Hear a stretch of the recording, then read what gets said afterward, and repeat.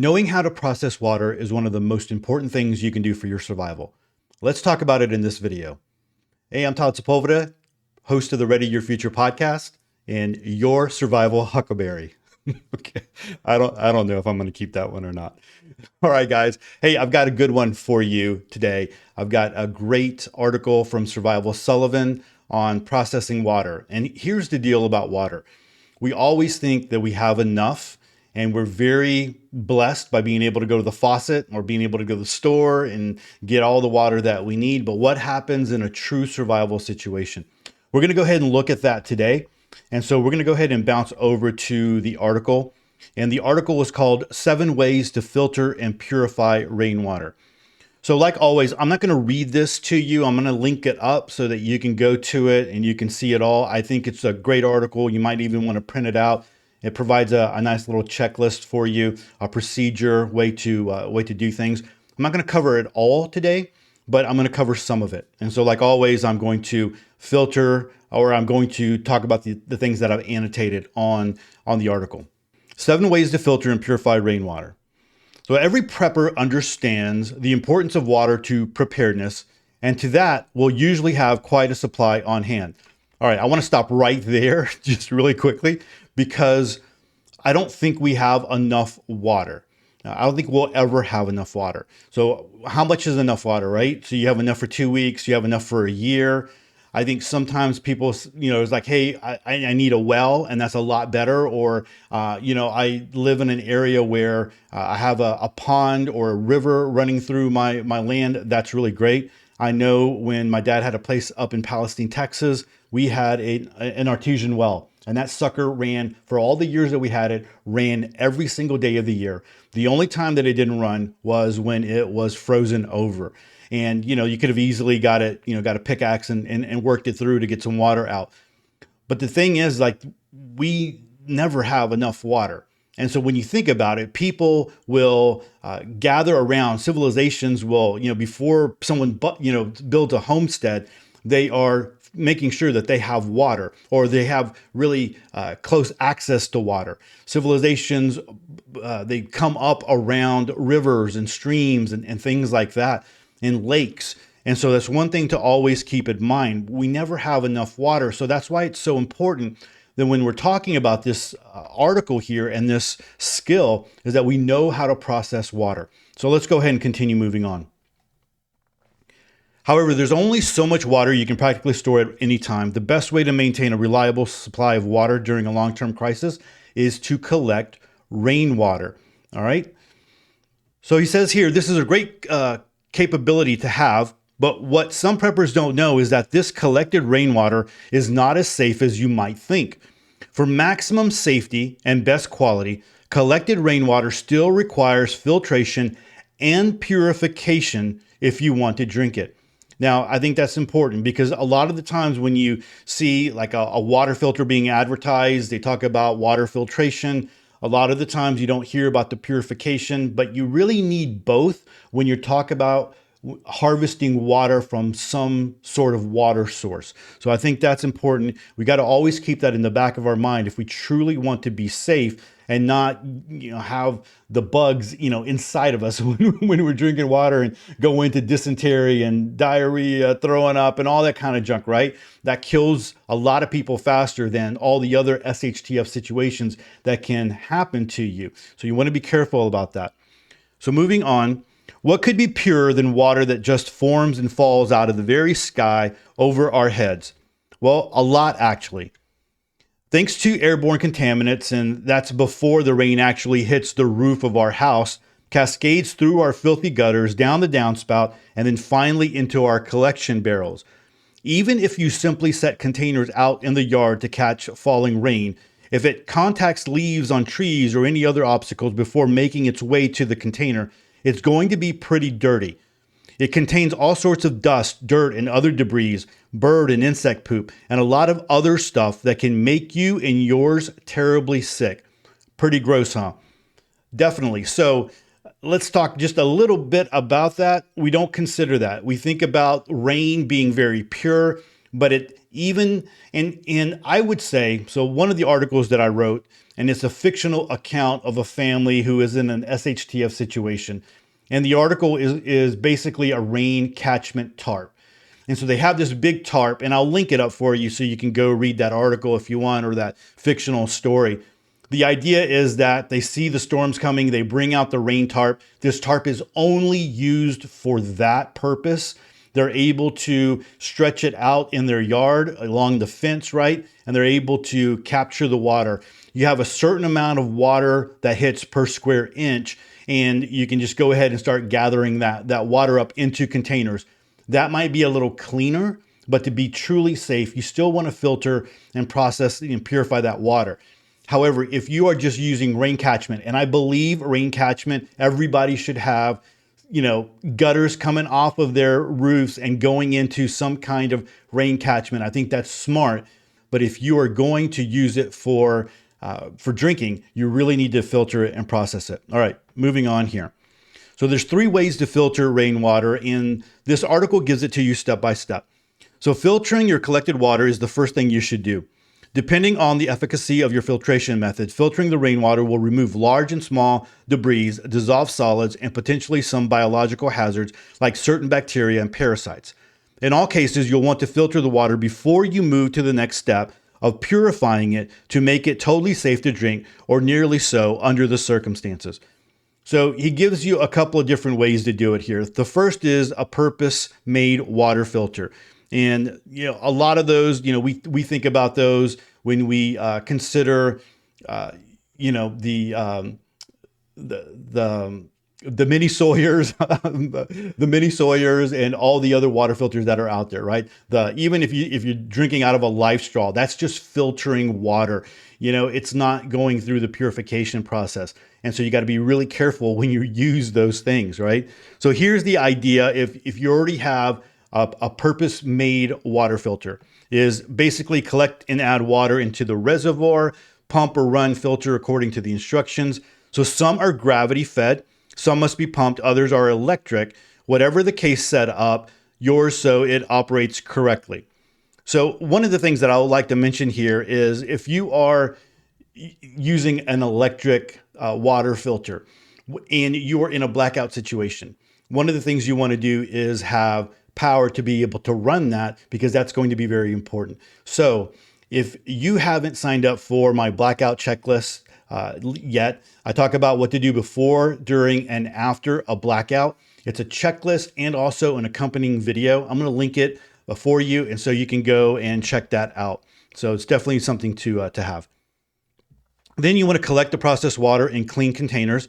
So make sure that you collect this water in a clean container, otherwise you'll just be recontaminating that. And you think that's like a no-brainer, but that's really important for a lot of people to understand that. Keep in mind that those filters don't last forever, and they will eventually lose effectiveness and then fail entirely. So there are some things that you can do to help maximize the life of your water filter, and everyone's a little different. So you need to look into that, do some research, and keep them as long as you can. So the next option he talks about here is to build your own DIY water filter. I'm not going to talk a lot about that one, because you can find a lot of that on YouTube. You can go and check that out, and they'll walk you through how to build water filters, from the very basic one using just a small plastic bottle to a bigger one that you might use for like a family. So definitely do some research on that. That would be a great option if you have water filters, if you're depending on water filters, and then you need to go ahead and have something for if those go bad, right? Eventually they will go bad. All right, so then next on the list, he says a sieve or a screen, or screen the water to remove the large contaminants. And that's basically as you're finding a way to just filter. It's like a last ditch effort.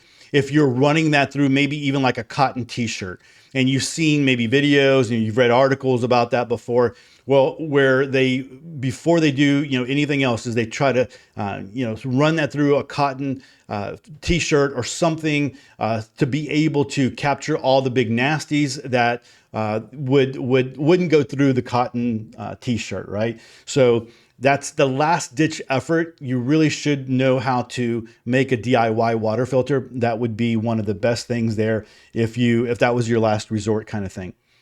So then he talks about after you do the water filter, or after you filter your water, the next thing is to purify your water. So filtering your rainwater is only half of the process. The other half is purifying it to eliminate any microscopic life in the form of bacteria, viruses, and parasites that might have made their way through the filtration process. So the 1-2 punch will make your processed rainwater completely safe. Now, I want to talk a little bit about that because it really depends on where you're getting your water. Now, in this case, we're talking about rain catchment, and I would feel a little bit more comfortable saying, okay, yeah, do the filter and then do the purification.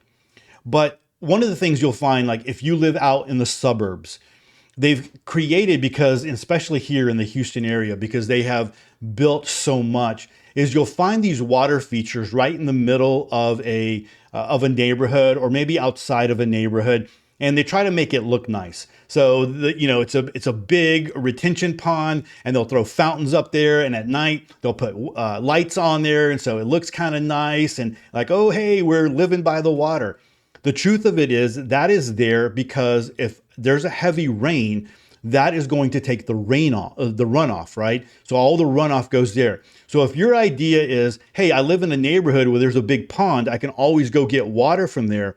The thing to remember is that that is holding a lot of nasty runoff, like all the oil, all the just the junk that's on the streets that when it rains heavy runs out into that pond.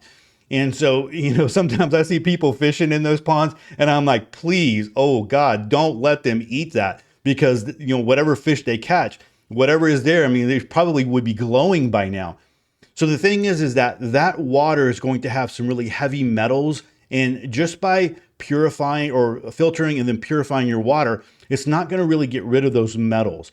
And so, that's one of those things you really got to consider. That's why the idea of having enough water is so important for those who don't have their own water source, like you have a pond or a river running through, or something like that. You have a water well on your property. You are really stuck by what Mother Nature sends you in the form of rain. And again, that's why this is so important.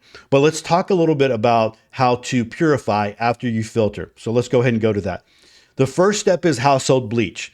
You want to find unscented plain chlorine, sodium hypochlorite bleach. Now, a lot of times today they have all the extra junk, to make it smell good and all that kind of stuff. You just want regular bleach.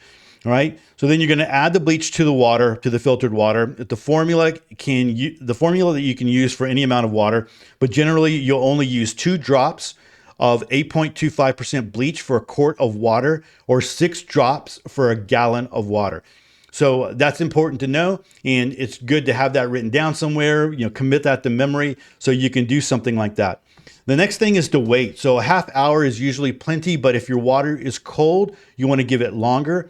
Then you want to sniff it, because you should be able to smell chlorine. Now, I know a lot of people, it's like, that is not something that I want to really drink, but you really should be able to drink chlorine. And again, that's why you wait for it to burn off, and you can open it up to the air and let it air out just a little bit, maybe even, pass it between containers that are clean to maybe help get rid of some of that smell. But you should really smell chlorine to know that it has been treated, and then it will be ready to drink.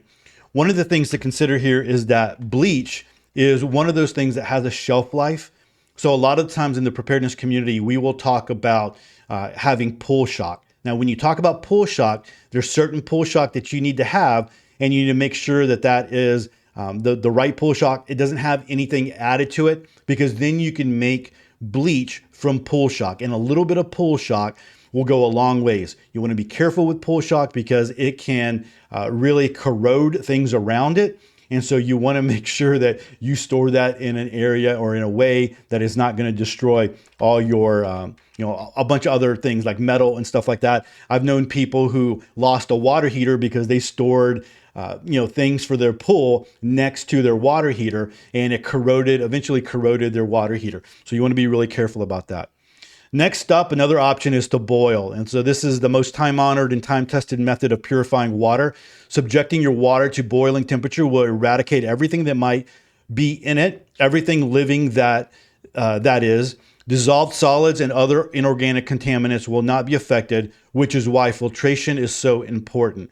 All right. So again, I've talked about that piece of the runoff and stuff like that. We're talking about rainwater here. So add the filtered water to the heat. Of course, I think a lot of us understand that. Bring water to a boil. Then you want to keep the water at boil for 5 minutes. So some people say that this is wasteful because anything in the water is dead by this time, but it's better to be safe than sorry. Now, I completely agree with that. One of the other things you can do is use a wappy. A wappy is a device, it's just a small little device that you throw into water. And what was found is if you get water to a certain temperature, it does what it really needs to do there. And so you don't have to spend the time boiling the water because you can use a lot of fuel doing that. So a wappy will pasteurize the water as it gets to a certain degrees, and that there is a little piece of wax inside of the wappy, and when it goes from one side to the other and it melts, then you know that it's hit that degrees. And so they sell a lot of these, or they give a lot of these away to countries where there's not good water supply, to make sure that they have taken care and they've heated up their water enough to be able to be safe. And I've written an article on that. I'll link that one up if you want to go check that out. But a wappy is something maybe that you might want to have. It's very small, very thin. It's very light. And so you can easily put it in a pack to be able to do that. All right. So then, of course, you're going to let it cool. It's going to be ready to drink. So again, boiling water, the downfall of this is that it's going to require a lot of fuel. So if you are going out and getting fuel and wood or whatever, or propane, whatever you're using, it's going to require a lot of fuel. The next thing up is sterilization chemicals. We've seen a lot of these throughout the preparedness community. You can always get them on Amazon, the little bottles there. They come, different companies make them. But anyway, it's just a way to, put in a little tablet, and you shake it up, you let it do its thing, and you make sure that it will sterilize it with chemicals. And then lastly is the solar purification. So solar purification uses the limitless UV energy of the sun to eradicate microorganisms in your water supply. All right. So you're going to add filtered water to a clear plastic or glass container, leave the container in full sun for 8 to 12 hours. Of course, you're going to reposition it as needed, and then you're going to let it cool, and then you'll be ready to drink it. But that's 4 ways that you can then purify water. And again, the article is coming to us from Survival Sullivan, 7 ways to filter and purify rainwater. Like always, I'm going to link to this one so you can go check it out. So one other thing that I want to share with you is you might want to know, if you are depending on rain catchment, you might want to know what it's like to or the annual rainfall for you in your area. So there is a pretty cool app that you can download to your phone, but you can also go to it online. It's called Raindrop.farm. And if you go to rain totals, and you'll see here's a map of the United States. I'm going to go ahead and just put in a zip code for Houston, for downtown. And then I'm going to go ahead and scroll down a little bit, and it will give me rain totals.